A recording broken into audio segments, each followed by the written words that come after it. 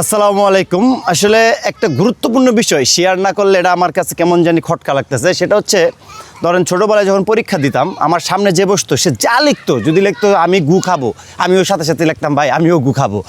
তো এইভাবে লিখেই কিন্তু আমি আজকে দুইবারে ফেল করে পাশ করছি অনেক কষ্ট। যাই হোক, ওটা অতীত।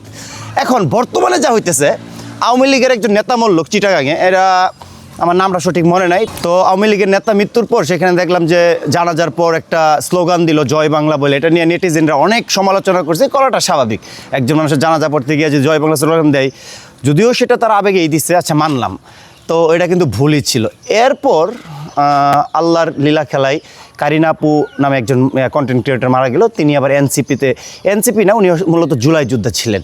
তো ওনার মৃত্যুর পর দেখলাম মানে যে কী জানি বলতেছিল, কারিনা আপু জুলাই যোদ্ধা লৌ সালাম, তারপরে ইনকিলাব জিন্দাবাদ, তারপরে দিল্লি না ঢাকা, যদিও কারিনা আপু লাস্টটা দিল্লি থেকে আসছে, যাই হোক মানে দিল্লি না স্যার চেন্নাই থেকে, ইন্ডিয়া থেকে আসছে, এইগুলো স্লোগান দিতেছে। আমার কথা হচ্ছে ভাই, আমার কাছে যেটা ভুল সেটা ভুল হবে, আমি কেন আবার ওটা ফলো করবো? তাইলে কি ওই যে আমার ছোটোবেলার কাহিনী হয়ে গেল নাকি, যে আমিও গু খাবো, সাথে সাথে হ্যাঁ ভাই আমিও খাবো?